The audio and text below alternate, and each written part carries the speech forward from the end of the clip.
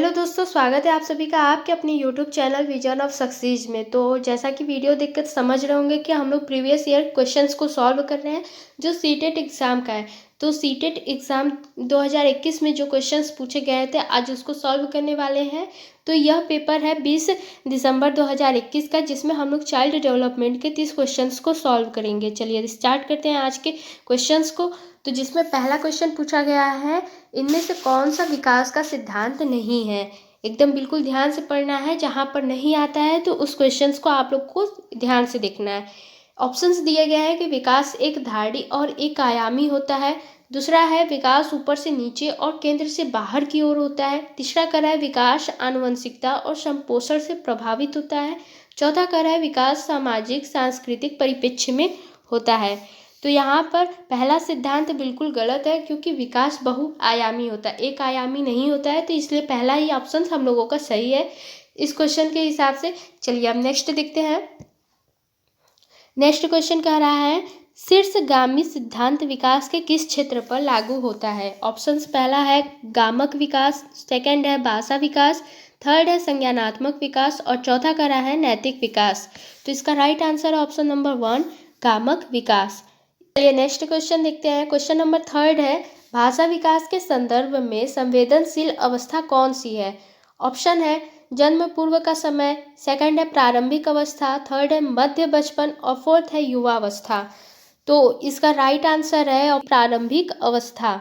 तो प्रारंभिक अवस्था संवेदनशील अवस्था कहलाती है, इसलिए सेकंड ऑप्शन बिल्कुल सही है।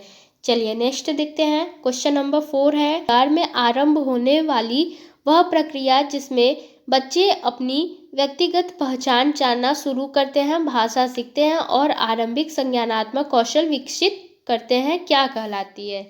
ऑप्शन है प्रारंभिक सामाजिकरण, द्वितीय सामाजिकरण, प्रच्छन्न अव्यक्त सामाजिकरण और फोर्थ कह रहा है सक्रिय सामाजिकरण।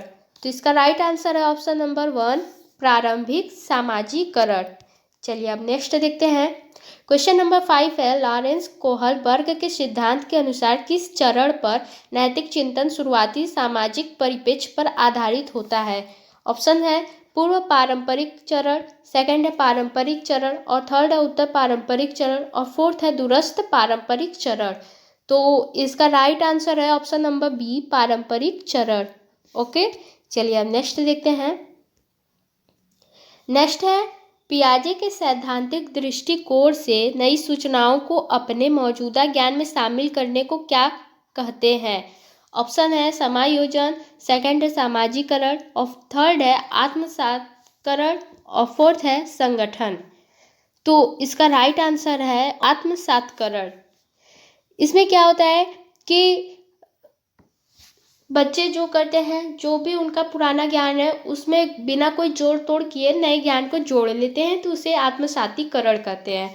ओके, चलिए अब नेक्स्ट क्वेश्चन देखते हैं। मीना अब शब्दों का प्रयोग करने लगी है तथा यह समझने लगी है कि शब्द वस्तुओं के प्रतीक हैं। अब तर्क करने लगी है परंतु प्रत्ययों का संरक्षण और क्रमबद्धता नहीं कर पाती। मीना पियाजे के संज्ञानात्मक विकास की किस अवस्था पर है। ऑप्शन कह रहा है पूर्व संक्रियात्मक, सेकंड है अमूर्त संक्रियात्मक, थर्ड है संवेगी गामक और फोर्थ कह रहा है मूर्त संक्रियात्मक। तो इसका राइट आंसर है ऑप्शन नंबर 1 पूर्व संक्रियात्मक। क्योंकि देखिए अभी वो शब्दों का प्रयोग कर लिए लेकिन अभी संरक्षण और क्रमबद्धता नहीं कर पा रही है। चलिए अब नेक्स्ट क्वेश्चन है कि समीपस्थ विकास के क्षेत्र का संप्रत्यय किसने प्रतिपादित किया। ऑप्शंस कह रहा है जेरोम ब्रूनर, डेविड ऑसबेल, थर्ड है रॉबर्ट एम गायने और फोर्थ है लेव वाइगोस्की। तो इसका राइट आंसर ऑप्शन नंबर 4 लेव वाइगोस्की। चलिए अब नेक्स्ट देखते हैं। क्वेश्चन नंबर 9 है कि कौन सा कथन लेव वाइगोस्की के मूल सिद्धांत को सही मायने में दर्शाता है। ऑप्शंस है अधिगम एक अंतर्मन प्रक्रिया है, सेकंड है अधिगम एक सामाजिक क्रिया है, थर्ड है अधिगम उत्पत्ति मूलक क्रमादेश है और फोर्थ है अधिगम एक अक्रमबद्ध प्रक्रिया है जिनके 4 चरण है। तो इसका राइट आंसर है ऑप्शन अधिगम एक सामाजिक क्रिया है। चलिए अब नेक्स्ट देखते हैं। क्वेश्चन नंबर 10 क्वेश्चन नंबर 10 है, एक प्रगतिशील कक्षा में कौन सा विकल्प सार्थक शिक्षण को बढ़ावा देने के लिए व्यक्तिगत अधिगम विधि का उदाहरण है? ऑप्शन फर्स्ट है निरंतर व्यक्तिगत प्रतियोगिताओं का आयोजन, सेकंड है मौखिक दंड का प्रयोग, थर्ड है एक रूपी मानकीकृत पाठ्यचर्या, फोर्थ है केवल अधिगम का मूल्यांकन के स्थान पर अधिगम के लिए मूल्यांकन पर बल देना। तो इसका राइट आंसर है ऑप्शन नंबर 4, केवल अधिगम का मूल्यांकन के स्थान पर अधिगम के लिए मूल्यांकन पर बल देना। चलिए अब नेक्स्ट देखते हैं।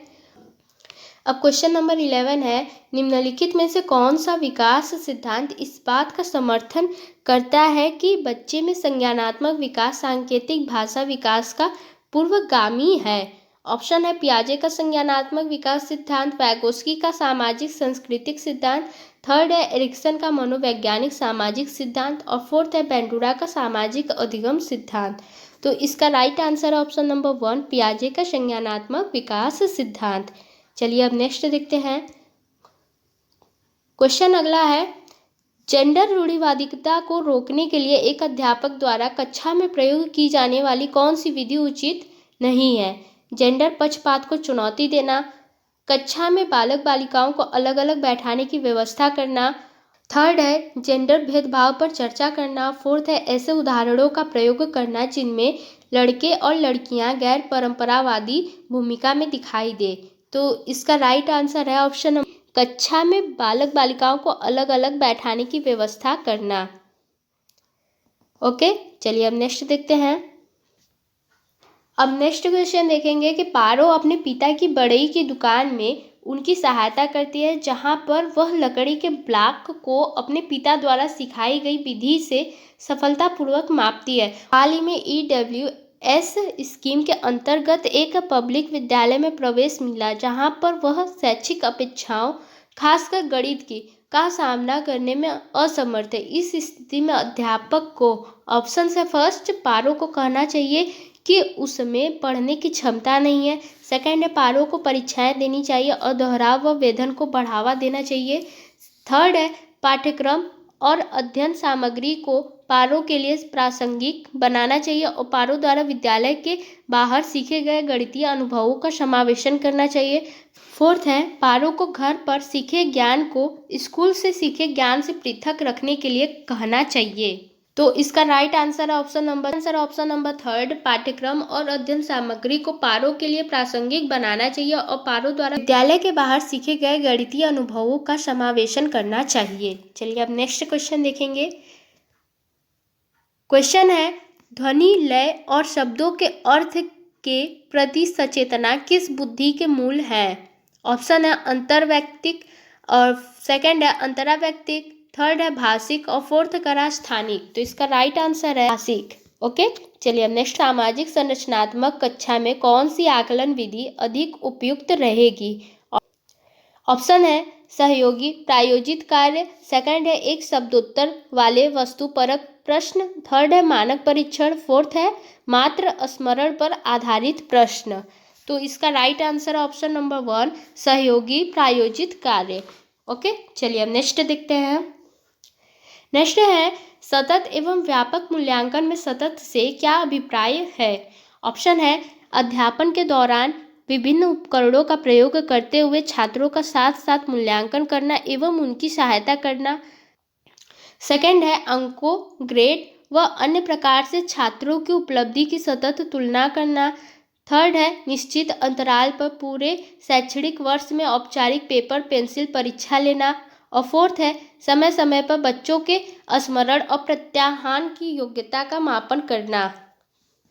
तो इसका राइट आंसर है ऑप्शन नंबर 1, अध्यापन के दौरान विभिन्न उपकरणों का प्रयोग करते हुए छात्रों का साथ साथ मूल्यांकन करना एवं उनकी सहायता करना। चलिए नेक्स्ट देखते हैं।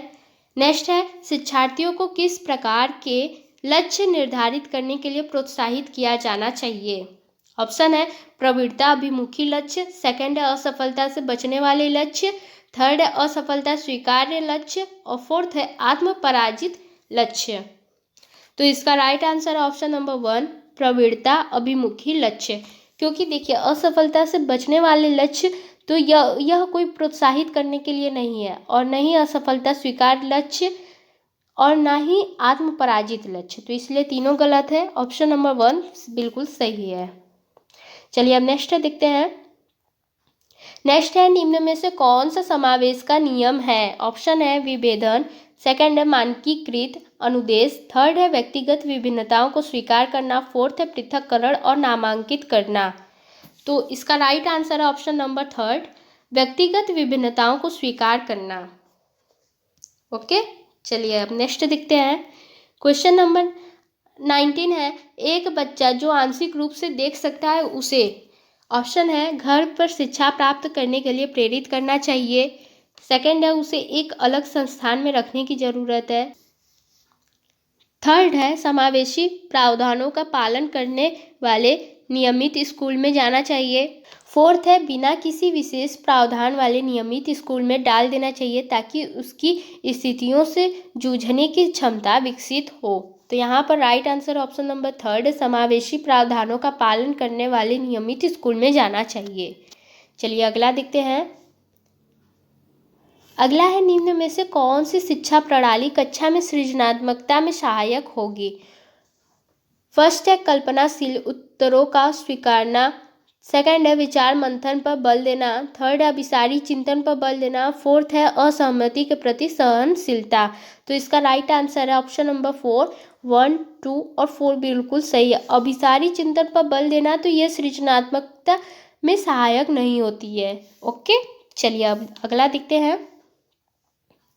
अगला है, एक स्वैर चिंतन मतलब आत्मविरोह वाले छात्र जो आयोजित सत्र की सामूहिक क्रियाकलापों को करने में कठिनाई का सामना कर रहा है की सहायता करने के लिए निम्नलिखित में से कौन सी विधि समावेशी दृष्टिकोण के अनुरूप नहीं है? ऑप्शन है सामूहिक कार्य के दौरान उपयुक्त प्रत्यक्ष और लिखित सामग्री देना, सेकंड है बच्चों को कम शोर वाले विश्रांत वातावरण में युग्मों में काम करने की अनुमति देना, थर्ड है बच्चों को विशिष्ट स्कूलों में भेजना और फोर्थ सामान्य कक्षा में प्रतिकारी ट्यूटर की मदद लेना। तो इसका राइट आंसर है ऑप्शन नंबर 3, बच्चों को विशिष्ट स्कूल में भेजना। चलिए अगला देखते हैं।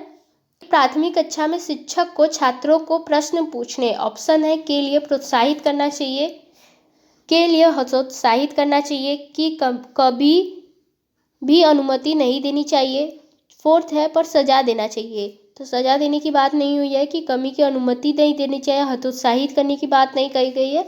एक प्राथमिक कक्षा में शिक्षक को छात्रों को प्रश्न पूछने के लिए प्रोत्साहित करना चाहिए, इसलिए फर्स्ट ऑप्शन बिल्कुल सही है।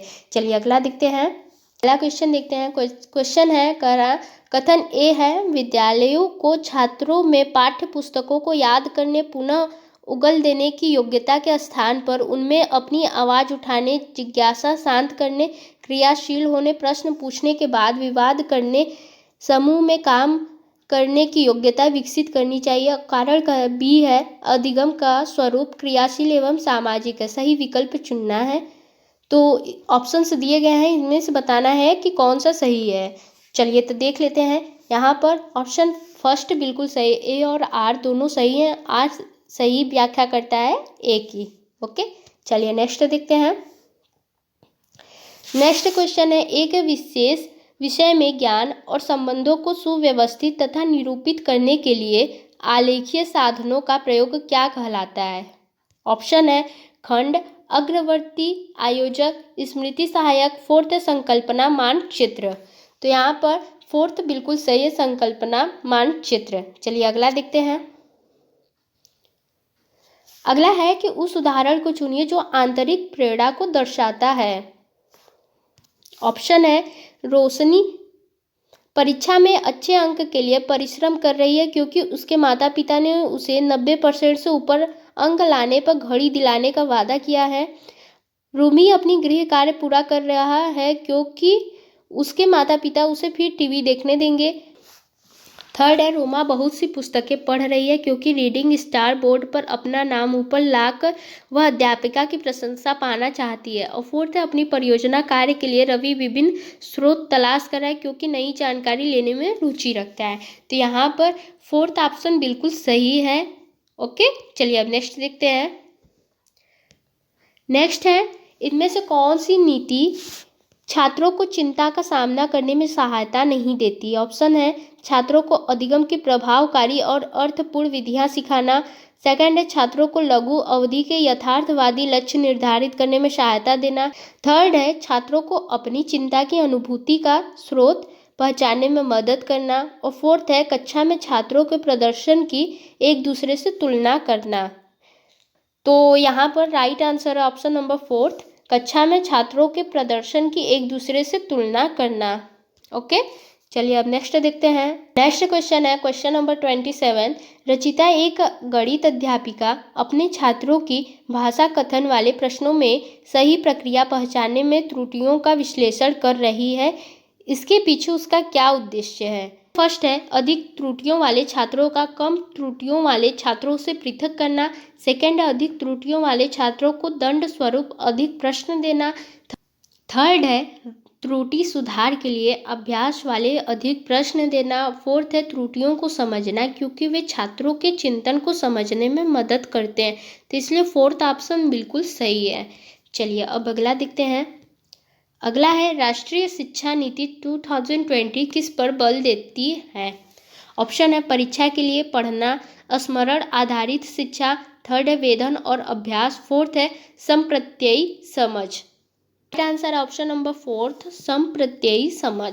ओके, चलिए अब नेक्स्ट देखते हैं। क्वेश्चन नंबर 29 है बच्चे किस शिक्षा शास्त्र द्वारा सबसे अधिक अर्थपूर्ण अधिगम करते हैं? ऑप्शन है व्याख्यान और प्रत्यक्ष अनुदेश द्वारा। सेकंड है पुनरावृत्ति यंत्रवत अभ्यास द्वारा।